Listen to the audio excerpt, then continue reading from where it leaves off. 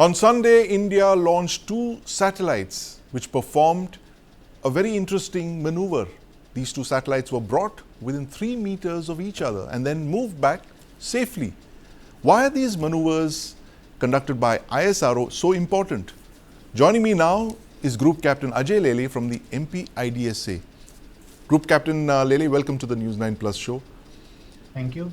Tell us the importance of these maneuvers. Why is it such a big deal for ISRO to be able to maneuver these two satellites in such close proximity in orbit? Actually, if you see the entire mission dynamics, on 13th of December last year, we had placed two satellites into orbit. They were put into a low Earth circular orbit at an altitude of around 475 kilometers above the Earth's surface. After they were positioned into that particular orbit, it was ensured that the distance between them initially remains at 20 kilometers. Subsequently, for the purposes of undertaking docking activities, they started reducing that distance in a very systematic fashion. From 20 kilometers, it was brought down to 5 kilometers, then 1.5 kilometers, then 225 meters, subsequently to 15 meters, and on Sunday they managed it to as close as 3 meters. The entire effort is to ensure that both the systems are perfectly in tandem and we will be able to do a successful docking. So when your objects are in a close vicinity of 3 meters, you are basically picking up lot amount of a data. You are trying to check how the alignment is happening. You are trying to check how the velocities are performing. Based on all these things, based on the analysis of the data which has been generated, I'm sure in coming 1 or 2 days, ISRO will be undertaking the actual docking. Because after coming as close as 3 meters, they Yes. have the data and they have separated the satellites with some more distance. Right. And what are the applications of this, Captain Lele, the practical applications for docking in space? Docking in space has got multiple applications. The first application which India is looking at is when we are going to undertake a moon mission, that is the fourth mission to the moon, Chandrayaan 4, we Yes. will be not able to launching a satellite in totality in one go.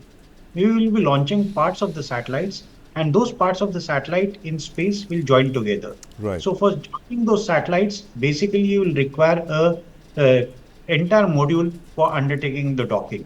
Because after the docking happens, the satellite as a single unit will start moving towards the lunar surface.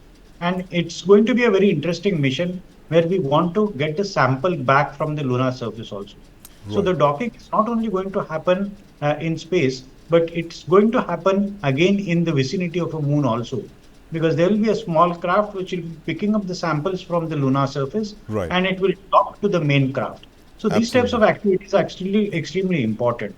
Subsequently, we have got proposal to undertake India's space station too. Yes. So now what we are attempting is a robotic docking. Right. When we are going to expand on this technology, we will be undertaking a human docking also. Yes, of course. But, Group Captain Lele, because you're also an expert on anti-satellite weapons, I must ask you this. Do you see any military application for this capability that we are developing?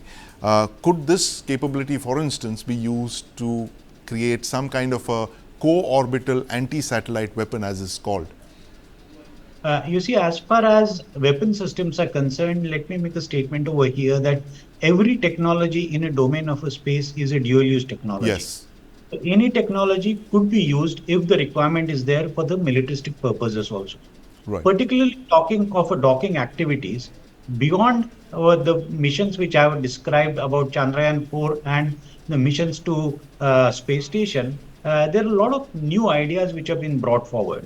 One is that there are a lot amount of space debris out into the space. So you Yes. won't undertake certain amount of missions where you are going to remove the debris. Right. Then there is a concept of a on-orbit servicing of a satellite. Yes. Something we do air-to-air refueling. We are Yes. now thinking of refueling the satellite also. Right. So under those circumstances, also these docking activities are going to come of much of a importance. So in a similar fashion, right now when we are closed on to the satellite within a vicinity of 3 meters, we call that as a rendezvous movement. Right. So tomorrow, if you have to slightly give certain amount of a signaling to the enemy satellite that there Yes. is possibility that we can go and attack that satellite, Right. you can do these types of activities where you can come in a very close vicinity of an enemy Yes. satellite.